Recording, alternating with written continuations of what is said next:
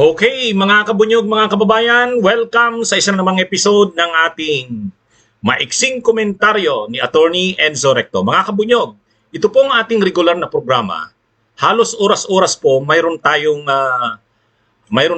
mga maiinit na balita, mayroon tayong mga maiinit na issue, maiinit na kaganapan sa ating bayan.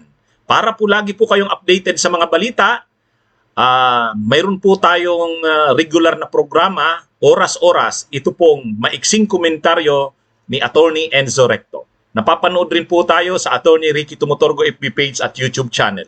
Maiksi lang po ito. Pag may mainit pong balita at issue, magbibigay po tayo kaagad ng maiksing komentaryo.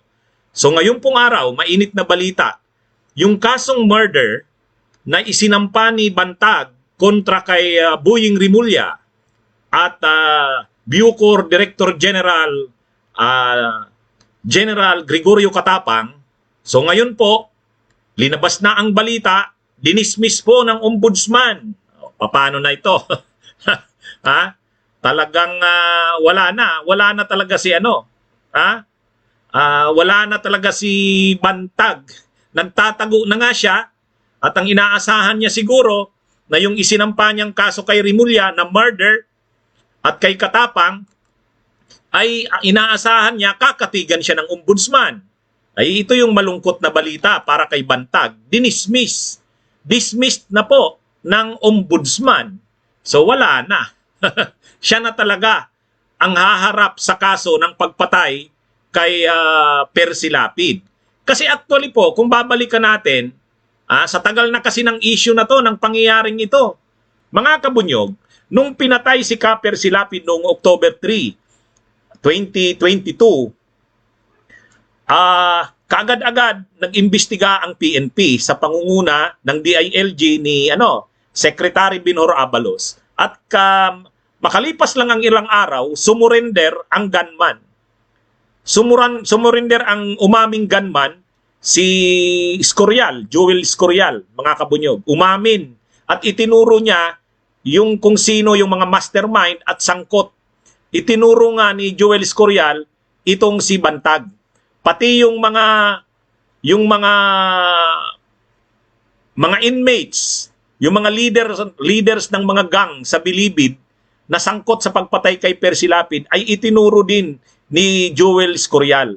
Pati na rin yung pumatay doon sa middleman, si June Villamor. Lahat ito nakapoint kay Bantag at kay Sulweta, yung kanyang kanang kamay. Ngayon, gumanti itong si Bantag. Sabi ni Bantag, hindi ako ang pumatay, ang nag-order o nag-mastermind sa pagpatay kay Percy Lapid. Ang mastermind ay si Rimulya. So, ang ginawa ni Bantag, kasi kinasuhan si Bantag, nireklamo si Bantag sa DOJ. Siyempre yung DOJ hawak ni Rimulya. Sabi ni Bantag, hindi patas ang DOJ prosecutors. Hindi ako makakaasa dyan. Saka dapat, hindi raw DOJ ang may hahawak dapat ng kaso kasi public official daw siya. Mataas daw ang katungkulan niya. Ang kaso niya, kung magpo-prosper, ay Sandigan Bayan ang hahawak, sabi ni Bantag. So dapat daw, yung kasong murder laban sa kanya, isinampa sa ombudsman. Kasi official siya ng gobyerno. Undersecretary ang rank niya kasi Director General siya ng Bucor.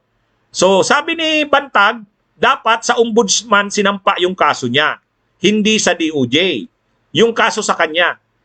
Pero ang ginawa ni Bantag, kasi tinuturo niya nga, ang may nagpapatay daw talaga kay Percy Lapid ay si Rimulya, isinampa ni Bantag ang kaso laban kay Rimulya sa ombudsman.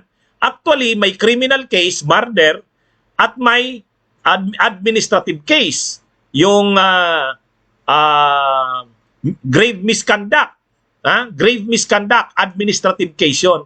Lahat ito, sinampa ni Bantag. Nung panahon na yan, hindi pa nagtatago si Bantag. Kasi wala pa namang warrant of arrest sa kanya noon. So sinampa ni Bantag yung kaso laban kay Rimulya sa ombudsman, murder at grave misconduct. So criminal case na murder at administrative case na grave misconduct. So ngayon, Isinampa ito ni Bantag laban kay Rimulya. Nung panahon na yan, hindi pa siya nagtatago. Tapos pinagmamalaki noon ni Bantag na umaasa siya na ang ombudsman ay papanig sa kanya na kung sa DOJ hindi siya nakakakuha ng patas na hustisya, dun daw sa ombudsman, inaasahan niya, kakatigan siya sa pagsampa ng kasong murder criminal case laban kay Rimulya at kay Katapang. So yun, kumbaga si Bantag kinasuhan ng pamilya ni Percy Lapid sa DOJ. Tapos si Rimulya naman kinasuhan naman ni Bantag sa ombudsman sa Katapang. Parehong kaso pagpatay kay Percy Lapid. Kasi ang tinuturo ng NBI at saka ng PNP batay na rin sa inamin ng confessed gunman na si Joel Scorial, si Bantag at si Sulweta ang mga mastermind. Sabi naman ni Bantag, hindi, pakana lang yan ni Rimulya, pero talagang ang totoo daw, ang nagpapatay daw ay si Rimulya. So actually, ang kasong murder kay Rimulya ay kaugnay sa pagpatay kay Percy Lapid. Yun yung kaya lang isinampa ni Bantag sa ombudsman. Kasi sabi niya, at least sa ombudsman daw, umaasa siyang magiging fair ang ombudsman. So yun ang kaso. Murder sa pagpatay kay Percy Lapid at June Villamor at grave misconduct dahil na rin sa di umano'y paglabag ng ilang mga regulasyon ni Rimulya at saka ni Katapang. I-final ni Bantag yan January 2023. Ngayon lang inanunsyo ng ombudsman na dismissed. Bakit dismissed, mga kabunyog? Ito po yung balita. Laman niya ng mga balita ngayon. Ito yung balita niyan, mga kabunyog, mga kababayan. Ombudsman dismisses Bantag's murder raps versus DOJ Bucor chiefs. So ang sinasabing chief ng DOJ, si Rimulya. Ang sinasabing Bureau of Correction chief, si Katapang. Kaya sabi dito, dinismiss ng ombudsman yung murder raps ni Bantag. Actually, hindi lang po murder yan. Murder yung criminal case na sinampa ni Bantag kila Rimulya at Katapang. Pero mayroon pa po yung administrative case. Ang parehong kaso, criminal case na murder at administrative case na grave misconduct, pareho pong dinismiss ng ombudsman. Sabi ng ombudsman, yung criminal case ay walang probable cause. Walang probable cause. Ibig sabihin, walang ebidensya laban kay Rimulya at Katapang. Yun namang grave misconduct, dahil administrative yon, walang substantial evidence. So, walang sapat na ebidensya. In effect, pareho walang ebidensya laban kay Rimulya at Katapang. So, malaking sampal ito kay Bantag. Kaya ang lalabas dito, siya na talaga ang haharap ng kaso. Yung isinampa niyang kaso laban kila Rimulya, wala na. Wala na. Ito? Tapos na yung inaasahan ni Bantag. Kasi ang inaasahan ni Bantag, sabi niya, hindi raw siya makakakuha ng hustisya sa DOJ. Pero sa ombudsman daw, umaasa siya na fair ang ombudsman.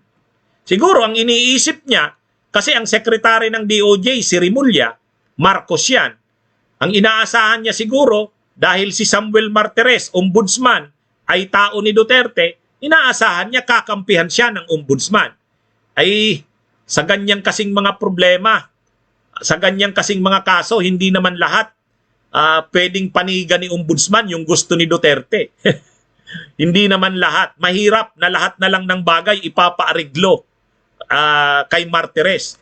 Gagamitin lang ni Duterte ang impluwensya niya o control niya kay Ombudsman Martires sa mga masisilang bagay. Pag nasasangkot na siguro yung pamilya nila ng Duterte. Pero kung sa ganito lang at criminal case pa ito, hindi siguro gagamitin ni Duterte yung kanyang control kay o impluwensya kay Martires. Anyway, na ito? Lalong kailangan na ngayong lalong hindi na lalabas yan si Rimulya o si Bantag.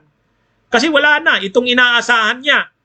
Ang inaasahan niya siguro na makakasuhan sa ombudsman si Rimulya kaugnay sa pagpatay ni Percy Lapid. So, ibig sabihin, mahina yung ebidensya sa kanya. Ay hindi, lumilitaw dito sa ombudsman, walang matibay na ebidensya, probable cause, laban kay Rimulya at Katapang. So, yan mga kabunyog, yan ang ibig sabihin po nito, ng balitang ito, na dinismiss na ng ombudsman. Bakit po kasi sa ombudsman? Ay kasi nga po, ang ginawa ni Bantag, parang kinasuhan siya sa DOJ. Ang sabi ni Bantag, hindi ako ang pumatay kay Percy Lapid. Ang pumatay kay Percy Lapid, ang nag-mastermind sa pagpapatay ay si Katapang at Rimulya. Tapos sinampahan niya ang kaso, syempre hindi siya magsasampa sa DOJ, sa fiscal, sa prosecutor. Sinampa niya sa ombudsman. Kasi sabi niya, mas patas daw ang ombudsman. Ay ito na. At saka ito pala mga kabunyog, Mayo pa pala, may desisyon na. May 2023, may order na ang ombudsman na i-dismiss ang kaso. Kaya lang nilabas yung balita ngayon lang na October. Ngayon lang na October. Okay. So yan mga kabunyog ang ating komentaryo, ang ating paliwanag tungkol po sa balitang yan. Kasi marami nang nagtatanong sa atin, Attorney, ano ba yung na-dismiss na yon ng ombudsman? O yan po mga kabunyog ang ating komentaryo at paliwanag tungkol sa bagay na yan. Bunyog, bunyog, halikan na kasama ka. Bunyog, kapag buklod ay may pag-asa. Luzon, Visayas, Mindanao, isa ang pananaw. Sa bagong Pilipinas ang bunyog isisigaw. Bunyog.